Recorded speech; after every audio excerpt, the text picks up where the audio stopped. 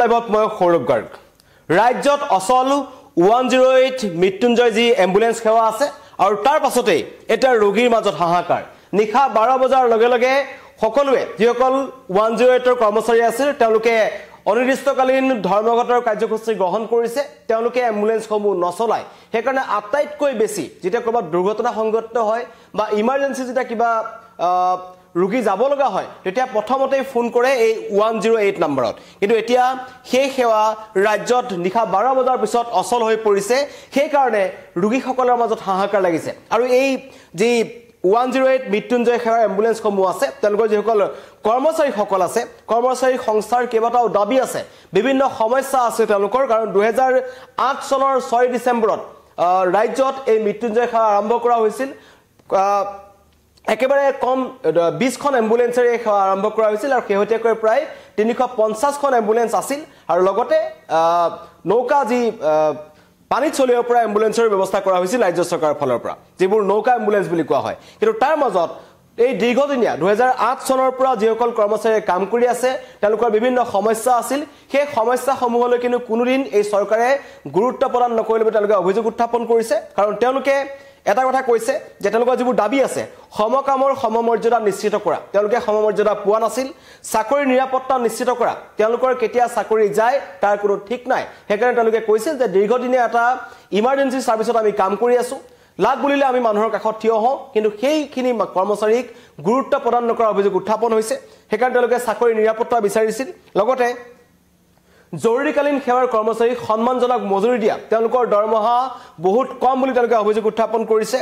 অতিৰিক্ত কাম যি কৰিব লাগে নিখা 1 বজাত যাব লাগে পুৱতি নিখা যাব লাগে সেই অতিৰিক্ত কামৰ কাৰণে তেওঁলোকক সম্পূৰ্ণ ভাত্তা দিয়াৰ ব্যৱস্থা কৰাৰ তেওঁলোকে দাবী তুলিছে বোনাছ দিয়াৰ ব্যৱস্থা কৰিবলৈ তেওঁলোকে দাবী উত্থাপন কৰিছে আৰু দুৰ্ঘটনা আৰু কৰ্তব্যৰত অৱস্থাত যদি মৃত্যু হয় তেওঁলোকৰ কৰ্মচাৰীসকলৰ তেন্তে 40 লাখ টকা চৰকাৰৰ ফালৰ পৰা তেওঁলোকে বিচাৰিছে আৰু 108 ৰ যিসমূহ গাড়ী আছে এই গাড়ীসমূহৰ মেৰামতি নোহোৱাৰ অভিযোগ উত্থাপন হৈছে সেই 2008 চনতে যিবোৰ গাড়ী দিলে বা পৰৱৰ্তী সময়ত যিবোৰ গাড়ী দিছে সেইবোৰ বেছিভাগৰ অৱস্থা বেয়া সেই গাড়ীসমূহ পুনৰ মেৰামতি কৰাৰ তেওঁলোকে দাবী উত্থাপন কৰিছে লগতে চৰকাৰে যিবোৰ চৰকাৰী কৰ্মচাৰীসকলে যিবোৰ লুনাৰ ব্যৱস্থা কৰিছিল ঋণৰ ব্যৱস্থা কৰিছিল আপোন ঘৰ হেউজ ঘৰ আঁচনিত এই 108 ৰ কৰ্মচাৰীসকলক অন্তৰ্ভুক্ত কৰাৰ দাবী আছে লগতে এই প্ৰতিখন 108 গাড়ী 24 ঘণ্টা যাতে উপলব্ধ কৰিব পাৰে তেনেকুৱা ধৰণৰ ব্যৱস্থা কৰিবলৈ দাবী তুলিছে কেইবাটাও দাবীৰে আজি প্ৰায় 10 বজাৰ পৰা আজি পুৱা 10 বজাৰ পৰা তেওঁলোকে অৱস্থান ধৰ্মঘট কাৰ্যসূচী গ্ৰহণ কৰিব আৰু নিখা 12 বজাৰ লগে লগে তেওঁলোকে 108 সেৱা চলোৱা বন্ধ কৰি দিছে এম্বুলেন্স সমূহ তেওঁলোকে ৰখাই থৈছে তাৰ পৰা তেওঁলোকে এটা কথা যে চৰকাৰে আমাৰ কথা নুশুনালৈকে আমি আৰু 108 এম্বুলেন্স চলাব নোৱাৰো কিন্তু আটাইতকৈ ডাঙৰ কথা ভুক্তভোগী হ'ব এতিয়া আমাৰ ৰোগীসকল কাৰণ আমি দেখিছো গুৱাহাটীয়ে হওক বা ৰাজ্যৰ বিভিন্ন প্ৰান্ততে হওক গ্ৰামাঞ্চল সমূহতো হওক 108 কিন্তু একমাত্ৰ ভৰসা আছিল তাতে কিবা যদি দুৰ্ঘটনা হয় ততাতৈকৈ 108 ত মানুহে ফোন কৰে আৰু 108 ত ফোন কৰাৰ লগে লগে 108 ৰ বাহনসমূহ তাত উপস্থিত হৈছিল পলমকৈ উপস্থিত হোৱাৰ বহু অভিযোগ আছে কিন্তু সাৰথি বুলি যদি ক'বলৈ যাওঁ তেতিয়া কিন্তু এই এটা জৰুৰীকালীন অৱস্থাত এই 108 আছিল কিন্তু এতিয়া হিয়া অচল হৈ পৰিছে তাৰ কাৰণে এতিয়া ৰোগীসকলৰ মাজত এটা হাহাকাৰ অৱস্থাৰ সৃষ্টি হৈছে বুলি ক'ব লাগিব আৰু এতিয়াও তেওঁলোকৰ দাবী আছে তেওঁলোকে এবাৰ স্পষ্টকৈ কৈছে যে এইবাৰ যদি 26 ৰ নিৰ্বাচনৰ আগে আগে নকৰে তেন্তে অনাগত দিনসমূহতো তেওঁলোকে ব্যৱস্থা নকৰিব চৰকাৰে কেৱল প্ৰতিশ্ৰুতি দিয়ে তেওঁলোকক ৰাখি থব এনেকুৱা ধৰণৰ তেওঁলোকৰ অভিযোগ আছে বহু প্ৰতিশ্ৰুতি তেওঁলোকে শুনিলে কিন্তু তেওঁলোকে কালি যেটা আন্দোলনৰ কাৰ্যসূচী ঘোষণা কৰিলে তেতিয়া কিন্তু মুখ্যমন্ত্ৰীয়ে তেওঁলোকক আমপকেকৈ সকিয়নি প্ৰদান কৰিলে মুখ্যমন্ত্ৰী তেওঁলোকক ক'লে যদিহে তেওঁলোকে আন্দোলনৰ কাৰ্যসূচী গ্ৰহণ কৰিছে তেন্তে তাত ক'বলগীয়া একো নাই কাৰণ ৰাজ্যত নিবনুৱা ভৰি আছে বহু নিবনুৱা আছে কাম কৰিবলৈ ওলাই আহিব গাড়ী চলাবলৈ ওলাই আহিব যদি প্ৰয়োজন হয় তেওঁলোকক ট্ৰেইনিং দিয়া হ'ব আৰু পৰৱৰ্তী পৰ্যায়ত সেই যিবোৰ পদ আছে বা যিসমূহে এতিয়া অনিৰ্দিষ্টকালীন ধৰ্ণা কাৰ্যসূচী গ্ৰহণ কৰিছে তেওঁলোকে কাম নকৰো বুলি কৈছে তেওঁলোকৰ ঠাইত অন্য যুৱক যুৱতীসকলক তাত নিয়োজিত কৰা হ'ব মুখ্যমন্ত্ৰী কিন্তু স্পষ্ট কথা কৈ দিছে যে তেওঁলোকৰ এনেকুৱা ধৰণৰ যদি তেওঁলোকে প্ৰতিবাদ কৰিবলৈ যায় জৰুৰীকালীন সেৱা যদি তেওঁলোকে বন্ধ কৰিবলৈ যায় তেতিয়া কিন্তু তেওঁলোকৰ কথা চৰকাৰে নুশুনে আৰু চৰকাৰৰ সৈতে আলোচনাৰ থল আছিল আগতেকে ক'ব লাগিছিল তেওঁলোকে যদি দীৰ্ঘদিনীয়া সমস্যা আছে দীৰ্ঘদিনীয়া সমস্যা পূৰণ কৰিবলৈ চৰকাৰে চেষ্টা কৰিব কিন্তু হঠাৎ তেওঁলোকে নিশা 12 বজাৰ পৰা 108ৰ যিসমূহ বাহনৰ সেৱা তেওঁলোকে অচল কৰি দিছে সেয়া কিন্তু মুখ্যমন্ত্ৰীয়ে ভাল পোৱা নাই আৰু মুখ্যমন্ত্ৰী আপক্ষেকৈ তেওঁলোকক এক প্ৰকাৰ সকিয়নি প্ৰদান কৰিলে যে হয়তো আপোনালোকৰ চাকৰি যাব পাৰে কাৰণ ৰাজ্যত এতিয়া নিবনুৱাৰ কমি নাই যথেষ্ট সংখ্যক লোক কাম বিচাৰি আছে তেওঁলোকে কাম কৰিব বিচাৰে তেনেকুৱা লোকসকলক প্ৰয়োজন হলে 108ত পুনৰ সংস্থাপন দিয়া হ'ব বা তেওঁলোকক তাত নিয়োজিত কৰা হ'ব মুখ্যমন্ত্ৰীৰ মন্তব্য আহিছে মই প্ৰথমতে মুখ্যমন্ত্ৰীৰ মন্তব্য শুনাই ল'ব বিচাৰিছো আন্দোলন হলেতো আলোচনা নহয় আন্দোলনৰ লগতো আমিতো এনএচএমৰ লগতো আলোচনা কৰা নাই আন্দোলন হলে আৰু আলোচনা নহয় আৰু আমি ইলেকশন খেলি লম আৰু ইলেকশনত আমাক হৰুৱাই দিলে হ'ব আৰু এতিয়াতো ইলেকশনটো আৰম্ভই হ'ব ঘৰলা আন্দোলন কৰিলে ইলেকশনৰ আগত আন্দোলন কৰিলে আমি কাৰ লগত কি কথা পাতিম গাড়ী নচলালে বেলেগ ইমান অসমত নিবনুৱা আছে বেলেগে চলাব গাড়ীটো চলিয়ে থাকিব গাড়ী নচলাকৈ ক'ত থাকিব আন্দোলন হলেতো আলোচনা নহয়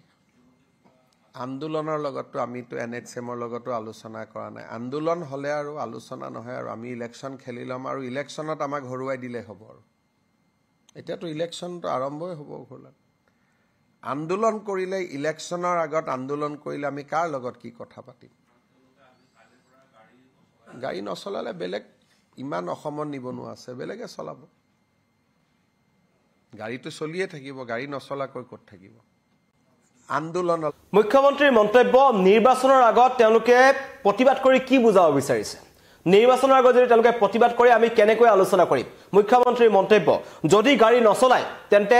বেলেগক আনি মই গাড়ী চলাব লাগিব কাৰণ 108 সেৱা অচল কৰি ৰাখিব নিবিচাৰে মুখ্যমন্ত্ৰীয়ে এটা স্পষ্ট বাৰ্তা তেওঁলোকলৈ কাৰণ আজিৰ পৰা তেওঁলোকে আন্দোলনৰ কাৰ্যসূচী গ্ৰহণ কৰিছে তেওঁলোকে বিভিন্ন ঠাইত প্ৰতিবাদ কৰিব তেওঁলোকে ধৰ্ণা কাৰ্যসূচী গ্ৰহণ কৰিব কিন্তু তাৰ আগতে কালি কেবিনেট মিটিঙৰ আগতে কিন্তু মুখ্যমন্ত্ৰীয়ে ক'লে যে ৰাজ্যত কিন্তু নিবনুৱাৰ কম নাই যথেষ্ট সংখ্যক নিবনুৱা আছে তেওঁলোকে চাকৰি বিচাৰি আছে চাকৰিৰ কাৰণে বহু সংখ্যক কাম কৰিবলৈ ওলাই আহিব পাৰিছে কিন্তু এতিয়া যদি মুখ্যমন্ত্ৰীয়ে যি মন্তব্য কৰিলে আপক্ষেকৈ মুখ্যমন্ত্ৰী কিন্তু সকিয়নি প্ৰদান কৰিছে কাৰণ আমি দেখিছিলো যে ৰাজ্যৰ প্ৰান্তে প্ৰান্তে বিভিন্ন ধৰণৰ প্ৰতিবাদ আৰম্ভ হৈছিল জনজাতিকৰণক লৈ প্ৰতিবাদ আৰম্ভ হ'ল জনজাতিকৰণৰ প্ৰতিবেদন এখন দাখিল কৰিলে মন্ত্ৰী গোটে তাৰ পাছতো প্ৰতিক্ৰিয়া আৰম্ভ হৈছে তাৰ পাছতো কিন্তু প্ৰতিবাদ চলি আছে কালি সেইকাৰণে মুখ্যমন্ত্ৰীয়ে ক'লে যে এখন প্ৰতিবেদন দাখিল কৰাৰ পাছত যদি কোনোবাই প্ৰতিবাদ কৰিছে তাত কৰিবলগীয়া একো নাই আপত্তি থাকিব পাৰে তেওঁলোকে সেই আপত্তি পিছত চোৱা যাব কিন্তু এই যি 108 সেৱা আছে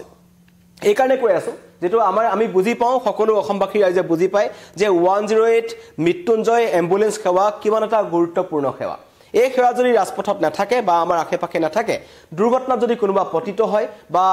দূৰণিবতী এটা অঞ্চলৰ পৰা যদি হঠাৎ চিকিৎসালয়লৈ নিবলৈ যদি নিজৰ ব্যক্তিগত বাহন নাথাকে তেন্তে একমাত্ৰ সাৰথি কিন্তু এই 108 সেৱাৰ এম্বুলেন্সসমূহ আছিল এতিয়া তেওঁলোকে যিসকল কৰ্মচাৰী আছিল তেওঁলোকৰ দীৰ্ঘদিনীয়া দাবী আছে বহু দাবী আছে তেওঁলোকৰ মই ইতিমধ্যে কৈছো দাবীসমূহ যে তেওঁলোকে সমকামৰ সমমৰ্যাদা নিশ্চিত কৰিব বিচাৰিছে তেওঁলোকে চাকৰিৰ নিৰাপত্তা বিচাৰিছে কাৰণ তেওঁলোকে 2008 চনৰ পৰা চাকৰি কৰি আছে এনেকুৱা নহয় যে এবছৰ দুবছৰ হৈ গ'ল তেওঁলোকৰ যদি চাকৰিৰ নিৰাপত্তা নাথাকে হঠাৎ যদি তেওঁলোকক আঁতৰাই দিয়া হয় কাৰণ মুখ্যমন্ত্ৰী যেটো মন্তব্য কৰিলে যে ৰাজ্যত নিবনুৱাৰ কম নাই নিবনুৱাৰ কোনো সংখ্যাৰ কমি নাই তেওঁলোকে যদি বাহন নচলায় এতিয়া যোনসকলে বাহন নচলাও বুলি কৈছে তেওঁলোকৰ ঠাইত অন্য লোকক আনি হলেও বাহন চলাব তেওঁলোকৰ প্ৰয়োজন নাই আপক্ষেকৈ তেওঁলোকৰ প্ৰয়োজন নাই বুলি মুখ্যমন্ত্ৰীয়ে মন্তব্য কৰিছে আৰু নিৰ্বাচনৰ প্ৰসংগটো মুখ্যমন্ত্ৰীয়ে মন্তব্য কৰিছে যে নিৰ্বাচনত তেওঁলোকে যদি আমাক হৰুৱাব বিচাৰিছে তেন্তে ভোট নিদিলেও হ'ল এনেকুৱা ধৰণৰ মন্তব্য মুখ্যমন্ত্ৰীৰ ফালৰ পৰা আহিছে আৰু জৰুৰীকালীন সেৱাৰ কৰ্মচাৰীক সন্মানজনক মজুৰি তেওঁলোকে বিচাৰিছে অতিৰিক্ত কামৰ সম্পূৰ্ণ ভাত্তা দিয়াৰ ব্যৱস্থা কৰিবলৈ তেওঁলোকে কৈছে বোনাছ দিয়াৰ ব্যৱস্থা কৰিবলৈ কৈছে দুৰ্ঘটনাত বা কৰ্তব্যৰত অৱস্থাত যদি 108 সেৱাৰ কোনোবাজন কৰ্মচাৰী মৃত্যু হয় তেওঁলোকৰ পৰিয়ালে 40 লাখ টকা বিচাৰিছে লগতে 108ৰ গাড়ীসমূহৰ মেৰামতি ক্ষিপ্ৰতৰ কৰাৰ কথাও কৈছে কাৰণ 108ৰ গাড়ীসমূহ যথেষ্ট বেয়া হৈ গৈছে তেনেকৈ চলি আছে লগতে আপোন ঘৰ সেউজ ঘৰ আঁচনিসমূহত তেওঁলোকক অন্তৰ্ভুক্ত কৰাৰ দাবী তুলিছে এইকেইটা দাবীৰে তেওঁলোকে প্ৰতিবাদ কৰিছে কিন্তু প্ৰতিবাদৰ মাজতে বা প্ৰতিবাদৰ আগে কাৰণ নিশা 12 বজাৰ পৰা অচল হৈ পৰিছে চলোৱা নাই কিন্তু তাৰ আগতে প্ৰায় 8 মান বজাতে মুখ্যমন্ত্ৰীয়ে কেবিনেট মিটিঙৰ পিছত এখন সংবাদমেল আয়োজন কৰিছিল য'ত কিন্তু এটা কথা স্পষ্ট কৈছে যে প্ৰতিবাদ কৰিলে নহব নিৰ্বাচনৰ আগত আহি প্ৰতিবাদ কৰি দাবী কৰিলে নহব যদি তেওঁলোকে এনেকুৱা ধৰণৰ নাছুৰবান্ধা স্থিতিত থাকে তেন্তে মুখ্যমন্ত্ৰীও কিন্তু ৰাজ্যৰ যিসমূহ অন্যান্য নিবনুৱা আছে তেওঁলোকক এওঁলোকৰ ঠাইত অন্তৰ্ভুক্ত কৰিব বা নিয়োজিত কৰিব কিন্তু চৰকাৰে এই 108 সেৱা অচল কৰি নাৰাখে হয়তো আজিয়ে এই ব্যৱস্থা গ্ৰহণ কৰিব তেওঁলোকৰ সৈতে আলোচনা কৰিব পাৰে কিন্তু নাজানো কিন্তু কিছু সময় পিছতে কিছু সময় পূৰ্বে আমাৰ নিউজ 18 অসম নৰ্থ ইষ্টৰ সৈতে 108 মৃত্যুঞ্জয় সেৱাৰ যিজন সংস্থা আছে তাৰ জন সাধাৰণ সম্পাদক তেওঁৰ সৈতে আলোচনা হৈছিল তেওঁ কিন্তু মন্তব্য কৰিছে তেওঁলোকেও চৰকাৰৰ বিৰুদ্ধে মন্তব্য কৰিছে তেওঁলোকে কৈছে আমি প্ৰতিবাদ কৰিমেই আমাৰ অবিহনে 108 এম্বুলেন্স কেনেকৈ চলে হেয়া দেখা যাব এনেকুৱা ধৰণৰ মন্তব্য কৰিছে আৰু চৰকাৰৰ বিপৰীত স্থিতি গ্ৰহণ কৰিছে মুখ্যমন্ত্ৰীটো আপকে কৈ দিছে যে আন্দোলন এতিয়া নচলিব কাৰণ নিৰ্বাচনলৈ 4 মাহ আছে এইখিনি সময় যদি কোনোবাই আন্দোলন কৰি সমস্যাত পেলাবলৈ চেষ্টা কৰে তেন্তে অন্য যিসকল নিবনুৱা আছে যিসকলে চাকৰি কৰিব বিচাৰে চাকৰি প্ৰত্যাশী তেওঁলোকক আনি এই সমূহ ঠাইত দিয়া হ'ব আৰু তেওঁলোকৰ দ্বাৰাই এই সমূহ কাম কৰিবলৈ হ'ব কাৰণ 108 এটা অত্যন্ত গুৰুত্বপূৰ্ণ সেৱা ৰোগীসকলৰ মাজত ইতিমধ্যে হাহাকাৰ লাগিছে এতিয়া যদি কোনবা এটা ঠাইত ৰাজ্যত কিবা এটা ঘটনা সংঘটিত হয় তেন্তে উদ্ধাৰ কোনে কৰিব বা উদ্ধাৰ কৰিবলৈ কোন যাব তেনেকুৱা এটা পৰিস্থিতিৰ সৃষ্টি হ'ব পাৰে সেইকাৰণে হয়তো ৰাজ্য চৰকাৰৰ চিন্তা চৰ্চা কৰিব আশা কৰিম যে দুইটা পক্ষৰ মাজত আলোচনাৰ অন্তত এটা সমাধান সূত্ৰ ওলাও কাৰণ যথেষ্ট সংখ্যক লোক এই 108 এম্বুলেন্স সেৱাৰ সৈতে জড়িত হৈ আছে তেওঁলোকৰ যদি চাকৰি যায় বিপদত পৰিব আৰু মুখ্যমন্ত্ৰীয়ে যেটো আপকেকৈ সকিনি প্ৰদান কৰিলে যদিহে তেওঁলোকে নকৰে অন্য লোকসকলক অনা হ'ব বহুতৰে মন্তব্য আহিছে হয়তো 108 এৰ কৰ্মচাৰী হ'ব ইমৰান হুছেইনে মন্তব্য কৰিছে অতি দুখৰ কথা ইমান সহজ নেকি বুলি মন্তব্য কৰিছে আৰু লগতে শৰীফুল ইসলামে লিখিছে মুখ্যমন্ত্ৰীৰ মন্তব্য দুৰ্ভাগ্যজনক এনেকুৱা ধৰণৰ মন্তব্য কৰিছে কিন্তু একাংশই এটো কথাও ক'ব বিচাৰিছে যে জৰুৰীকালীন সেৱা জড়িত যিসকল লোক আছে তেওঁলোকে